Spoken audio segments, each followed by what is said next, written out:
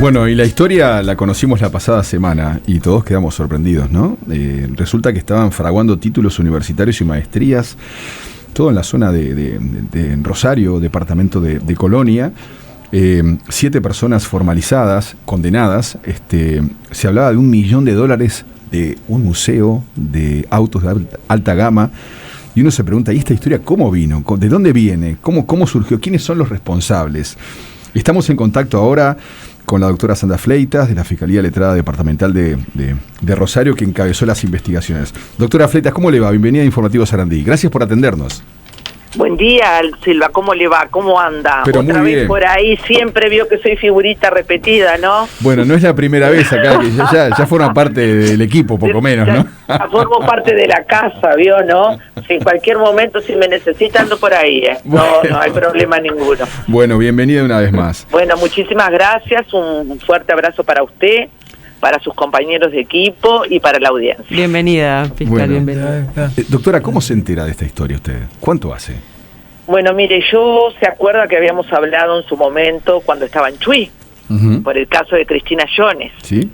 Y bueno, y después vino el traslado, y hace 16 meses que estoy acá en Rosario, y cuando llego me encuentro con esta investigación que estaba en curso, que estaba parada, y bueno, y empezamos a trabajar de a poquito, y nos encontramos con esto que acaba de decir usted, con esta sorpresa, no sé cómo calificarla. Creo que en los 22 años que tengo dentro del Ministerio Público, creo que más allá de que por supuesto que todos los delitos son graves, el delito de lavado de activos, desde mi punto de vista, es un delito muy grave porque afecta a toda la sociedad, es un conjunto. Y bueno, empecé a hacer una investigación que la dirigía sobre todo hacia una asociación para delinquir y un delito de estafa, y me encontré con una persona que decía ser que contaba con el aval del Ministerio de Educación y Cultura, decía que contaba con el aval de UNESCO y que era rector, y entonces empezaba a usar sitios web de distintas universidades, clonaba, por decirlo así, compraba el dominio y hacía una mise en escena, una puesta en escena, de tal manera que usted, que es licenciado en comunicación, quería hacer un posgrado, entraba a la página y le decía a este buen señor, bueno, mire, le vamos a hacer va a hacer una licenciatura, un posgrado sobre determinado tema, y le va a salir entre $2.500 y $4.500. La denuncia parte porque los damnificados son extranjeros. Cuando ellos empiezan a presentar los certificados correspondientes en distintos centros de enseñanza, surge que son apócrifos. Y bueno, y empecé a darme cuenta que esto era importante. En el 2018 se había hecho un allanamiento en el domicilio del principal responsable, que fue tipificado por el delito de lavado de activos. Se había encontrado cartulina, se había encontrado papel justamente para simular que había un sello, se había encontrado material documental que daba a pensar, impresora, que era él que hacía todo eso. Fiscal, una puntualización antes de seguir avanzando en la descripción de esto, porque tiene tantas ramificaciones. Él lo que hacía era crear dominios y páginas web falsos o truchos, ¿no? Uno sí, que de buena fe iba y decía que quería, por ejemplo, como decía usted, un posgrado. Exacto. Y él compraba el dominio. Y uno ahí pagaba, claro, entonces uno ahí pagaba para hacer el posgrado, y ahí era que este hombre se borraba, desaparecía, ¿qué era lo que pasaba? Claro, ofrecía los cursos truchos también, y estaban involucrados profesores falsos también. ¿Cómo era la cuestión? Mire, le cuento. Él compraba el dominio, ¿verdad? Compraba el dominio y montaba una imagen de que usted estaba, vamos a poner un ejemplo, entrando en la Universidad de Santa Cruz. Ahí va. O la Universidad Panamericana de México, que era una de las universidades. Desde ahí él ofrecía distintos cursos. Y usted iba y decía, mira, me interesa porque yo quiero complementar con el posgrado tal. Y pagaba, ¿no? Entonces usted decía, bueno, mire, ¿qué necesito? Y el hombre le decía, ¿y usted qué es? Licenciada en comunicación. Bueno, mire, lo que le podemos hacer, mándeme su título, yo veo a ver las materias que tiene y vemos, porque se le puede revalidar algunas materias y en su caso capaz que se le podía, era necesario que usted tomara alguna clase. ¿Y la gente asistía y se le daba ese curso? Sí, Gabriel, buenos días. Buen día. No, le explico. Como esto era todo online, el curso ese hombre, él era rector, era profesor, él y toda la banda de él, ¿no? Entonces usted estaba en otro lugar, por online le ofrecían el curso, esas charlas o esa materia que usted tenía, más las reválidas que usted ya ofrecía por el título que usted ya ostentaba, que era legítimo, o en algunos casos ni era necesario que usted... Pero, doctora, olvídese los detalles. ¿La gente que pagaba hacía un curso o simplemente compraba el título? Hacía un curso. Lo hacía. Por eso, pero había también gente que simulaba ser profesores, o sea, era el pastor también y otros conocidos de él. Él hacía, Gabriel, el curso. Claro, por eso yo le preguntaba si encima de esto también estaba gente involucrada que simulaban ser profesores, docentes, profesores y profesoras. Es que hacía el curso. Estaba toda la pantomima montada, entonces. Porque usted estaba convencido que si le faltaba, por ejemplo, la materia Derecho Agrario, él se la daba a través de clases, porque ustedes no se olviden que los damnificados son personas que viven en Singapur, o sea, esto surge porque los damnificados están desparramados por el mundo, no es que era... ¿Y por qué es lavado? No entiendo, ¿por qué no es estafa o no sé? No, yo le voy a explicar. El delito precedente, usted para poder imputar el delito de lavado de activos, vamos al caso de Balcedo, que es el más conocido, ¿verdad? Hubo un delito precedente, o otros casos que hubieron aquí. Este es inédito, ¿por qué? Porque usted, para imputar el delito de lavado de activos, usted tiene que recurrir a una nómina que surge de la ley de lavado de activos, y a usted le dice, si el dinero ilícito viene de este delito, o de este, o de este, o de este, o de este, y usted lo que quiere después, ingresarlo a los cursos normales del mercado y legitimarlo, usted está en presencia de lavado de activos. Bueno, ¿por qué es inédito? Porque acá teníamos una asociación para delinquir, yo podía probar que estábamos frente a un estafador, y la asociación para delinquir y la estafa cuando supera determinado monto es un delito precedente del delito de lavado. Pero en este caso, por eso además es más inédito, él era el que generaba el mismo lavado de dinero, porque esa plata la recibía del exterior, de Inglaterra, de Alemania, de Singapur, de Tailandia, de Taiwán, todo eso ustedes lo pueden ver en la formalización. Entonces, ¿qué pasa? Usaba los hábitats, que no eran de él, por eso no fueron incautados, eran de la ex pareja de él, usaba esos hábitats, cobraba parte de esos giros, y así como los recibía, mandaba a otras partes del mundo. Entonces yo me daba cuenta que en realidad acá no era el simple estafador para obtener dinero para el disfrute personal, y me empecé a dar cuenta que además empezó a usar nombres de personas que concurrían a los hábitats y que iban a cobrar una jubilación, y resulta que recibían un giro que venía de Tailandia, y empecé a interrogar a la gente, y la gente me empezó a decir, yo, doctora, no tengo idea, no sé lo que es Western Union. Entonces dije, bueno, esto es otra cosa. Esa capacidad destinada a algo bueno, Toda esa capacidad y esa creatividad, si hubiera destinado a algo bueno, digo, qué potencial tendría, ¿no? Lástima que lo puso al servicio del delito, pero la verdad que... ¿sabe lo que pasa, Gabriel? En el lavado de activos no se puede transar, porque yo puedo transar la libertad, puedo decir, bueno, ¿cuánto, doctor? 4 años y medio. No, doctora, es una barbaridad. Del caso Balcedo, 4 años y 8 meses. Sí, le digo, pero estuvo meses preso. No, yo acá puedo transar 3 años, pero en devolverle plata que lo obtuvo ilícitamente yo no puedo transar. Doctora, porque yo si la devuelvo la estoy legitimando la plata. Entonces le tuve que incautar todo lo que le encontré. ¿Y fue por juicio abreviado? Sí. Y fue por proceso abreviado. ¿Y por qué? Si estaban todos los elementos para ir a un juicio y ganarlo. Pero ¿y a usted le parece que si yo le saqué todo lo que tenía, le saqué auto, le saqué un museo, le saqué propiedades, le saqué todo el dinero en las cuentas bancarias, ¿por qué voy a ir a un juicio? Porque un juicio es costo. Sí. ¿Cuál podría haber sido la diferencia? ¿Le imputo 4 años y medio de pena contra 3 años? ¿Y a usted le parece que yo saco a remate ahora la plata y esa plata va al Estado? ¿Y vamos a esperar 2 años para esto? Eso es lo que le quería preguntar. ¿Cuál es la diferencia? ¿Es 1 año y medio de cárcel, digamos? No, 3 años de cárcel. Esa persona. No, pero ¿cuál hubiera sido el máximo que se le podía? Usted dice, claro, y estaríamos litigando por 1 año y medio de cárcel. Está bien.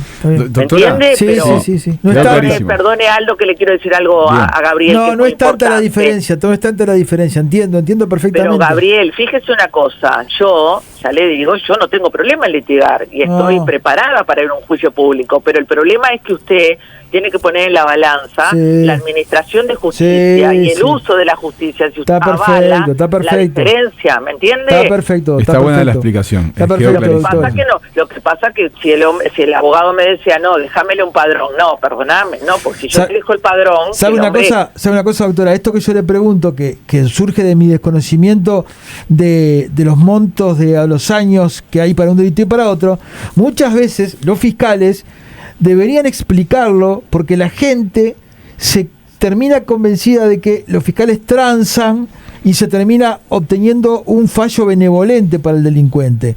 Si cada fallo de esta característica fuera explicado mejor por parte de los fiscales, la gente podría entender que por 1 año se adelanta y se ahorra un montón de plata al Estado y un montón de cosas, ¿no? Pero bueno, es una consideración.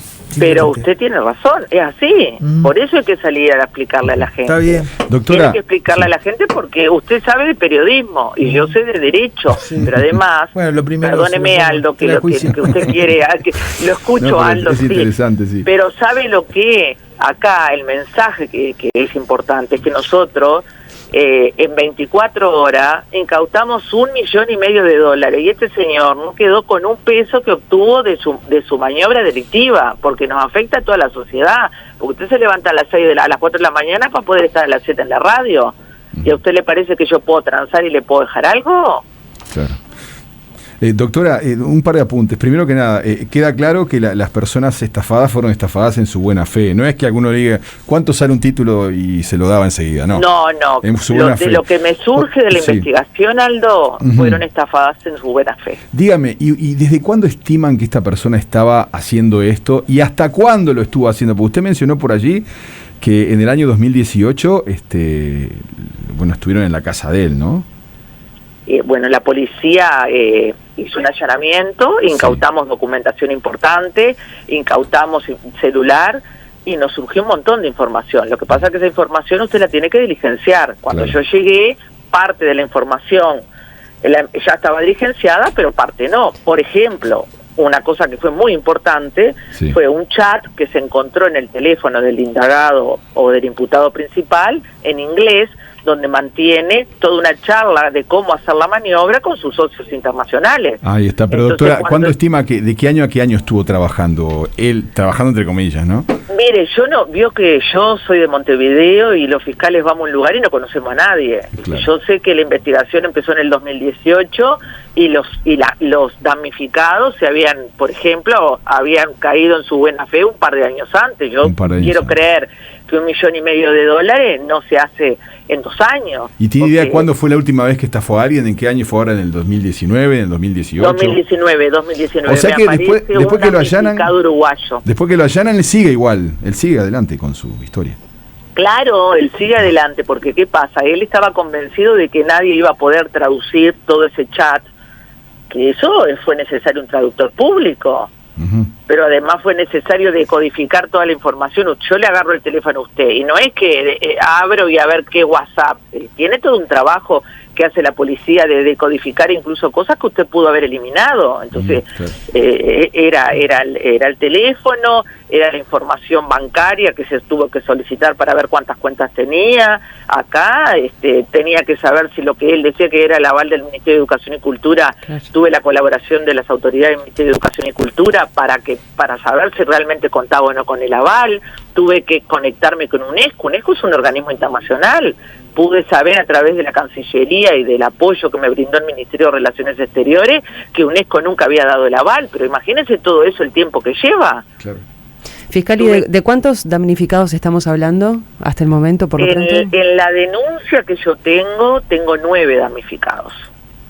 De varios países, como usted decía, ¿no? De varios países, pero ¿saben lo que es lo más interesante que se los tengo que decir? Es un grupo internacional. No, y eso le iba a preguntar, si se pidió también la captura para, usted mencionaba, los socios internacionales de este hombre, ¿no? Sí, claro que sí, porque esto no se le ocurrió a esta persona que está acá. Esto se le ocurrió a una organización internacional. Esto debe ser alguien que lo está haciendo en Singapur, otro que lo está haciendo. El hombre iba a Dubái, para que ustedes tengan una idea, el imputado, y hacía una ceremonia y la filmaba, donde entregaba los diplomas y entregaba PIN, y él figuraba como el rector y estaba la gente recibiendo sus diplomas. Qué increíble. La cantidad, usted sabe que yo, doctora Sandra, estaba calculando a $2.500, $3.000, $4.000 y usted le incauta 1 millón, o sea, se habrá embromado gente. Me hace acordar a Leonardo DiCaprio en la película esa que se hace pasar por todo, sí, ¿no? No, pero es incalculable, pero aparte piensen ustedes que si yo estoy hablando que tiene socio, si yo y usted, Aldo, somos socios, usted me va a pedir algo a cambio. O sea, si yo le doy información cómo hacer determinada cosa, y bueno, Sandra, vamos a dividir, o dame un porcentaje, vayan a ver la fortuna que hay. Sí, son tantas preguntas que surgen de sentido común, porque esta persona además era un pastor, ¿no?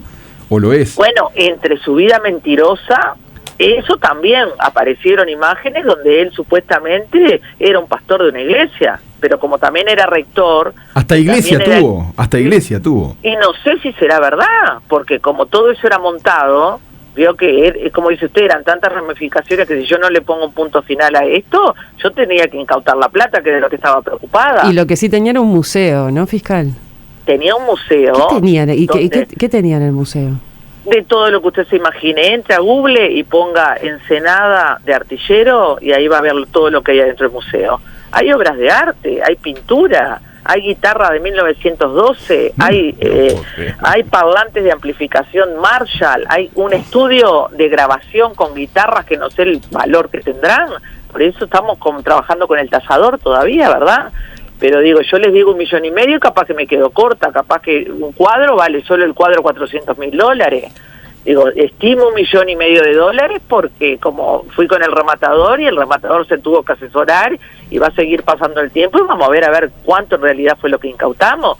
Sabemos el valor de los padrones porque le incautamos inmueble, sabemos el valor del auto que hoy le incautamos, la Rover, y sabemos parte de lo que hay ahí adentro, pero consultado el especialista, capaz que la colección esa chiquita que nosotros vemos de muñequitas sale $300.000. Usted sabe bien. Yo estoy repasando ya la web y las cosas que tiene adentro. Es lo más pintoresco, ¿no? Y también el origen de todos esos artículos, ¿no? Calculo pero que eso también... es que justamente usted, el lavador de dinero, tiene tanta plata que ya llega un momento que no la puede ingresar en el sistema bancario, porque él tiene cuentas en el banco. Una pregunta administrativa, disculpe, porque ya se nos fue el tiempo, lamentablemente se pasa volando. Por ejemplo, en el caso de este museo, ¿no? ¿Qué pasa con el museo ahora? ¿Queda para quién queda eso? Todo lo que yo incauté, bienes muebles, inmuebles, y dentro de ellos todo lo que está, todo el contenido del museo ha quedado decomisado e incautado, decretado judicialmente, y todo queda a disposición de la Secretaría de Antilavado, que depende de la Prosecretaría de la Presidencia, y eso va a unos fondos que se llaman fondos decomisados o fondos ilícitos. No es la Junta Nacional de Droga, porque en este caso, como es inédito el caso y es de la Asociación para Delinquir y la Estafa, no del tráfico de sustancias estupefacientes, el destinatario es otro y esa gente va a sacar todo a remate, eso sale todo a remate y todo lo que se obtenga se va a volcar a distintos organismos del Estado. Pero si me permite, Aldo, no quiero dejar de destacar, como siempre lo hago, que esto no hubiera podido ser posible si no hubiera recibido la colaboración, no solo de la Policía Nacional, desde el traductor público que es de la Policía Nacional, sino además de la Fuerza Aérea, del Departamento de Inteligencia de la Fuerza Aérea con la cual yo siempre trabajo, y además de DGI, que me mandó un equipo completo de contadores y de abogados para justamente apoyarme en esta investigación. ¿Y por qué la Fuerza Aérea?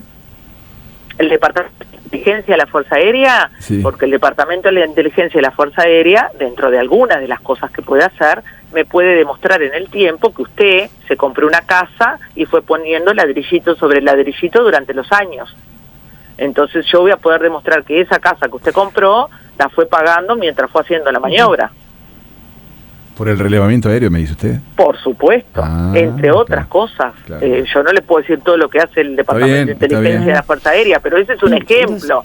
Yo siempre en mis investigaciones trabajo con el Departamento de Inteligencia de la Fuerza Aérea, Sí. pero esto es un equipo de gente trabajando.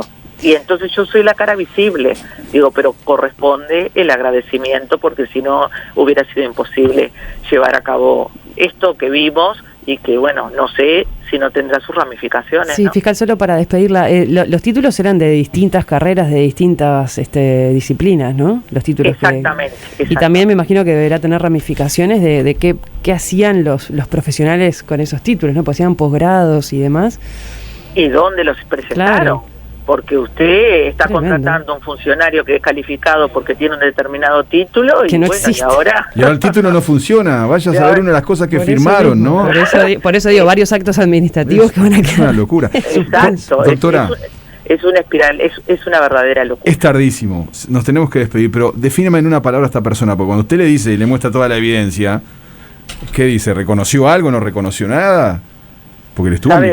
¿Sabe lo que hizo, Aldo? ¿Qué? Porque yo me constituí en el lugar donde él vivía, porque él vivía en el museo, y fui al allanamiento con el alguacil, y con el rematador, y con los funcionarios policiales, y le dije, me presenté, y bajó la cabeza, y nunca habló. Nunca habló. Buah. Doctora Fleitas, ha sido un gusto una vez más, ¿eh? Que pase usted muy bien. La verdad Muchísimas que quedamos gracias. sorprendidos. Muchísimas gracias por la oportunidad de llegar a la población y, como dijo Gabriel Pereira, poderle explicar a la gente, porque siempre se queda con ese sinsabor de por qué los fiscales abreviamos y no continuamos, y bueno, hay casos que ameritan que se abrevie y hay casos que no se puede.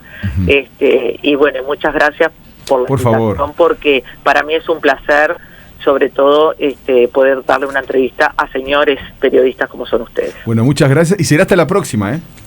Bueno, ojalá que sean otro colega que tengan que invitar, que no siempre me toque trabajar a mí. Que pase muy bien, gracias, doctora Igualmente. Fleitas. Bueno, saludos para toda la audiencia. Muchas gracias.